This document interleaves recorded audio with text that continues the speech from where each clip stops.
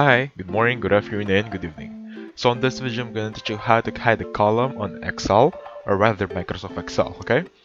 Now, just a quick reminder before we get started right here. If you're using a MacBook or iOS or any Apple devices, please stay on the video because the process is literally the same, even though I'm using a Windows setup on a PC, okay?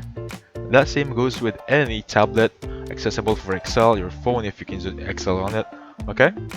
Now with this one, this should be my sample. I have one sample for column of sample 1 to 10, and then column B is colors and column C is name.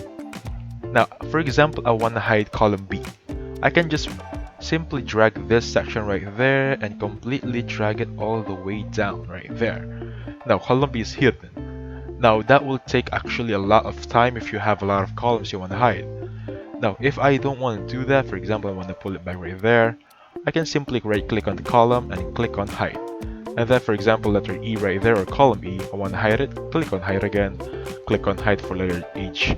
I don't want to drag all the way down everything manually. That will take so much time and precision actually, and will test our patience, right?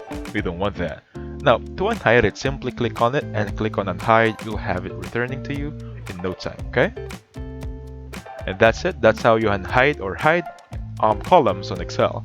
So thank you so much for watching. Please hit the like button, subscribe, and I'll catch you on the next one. Goodbye for now.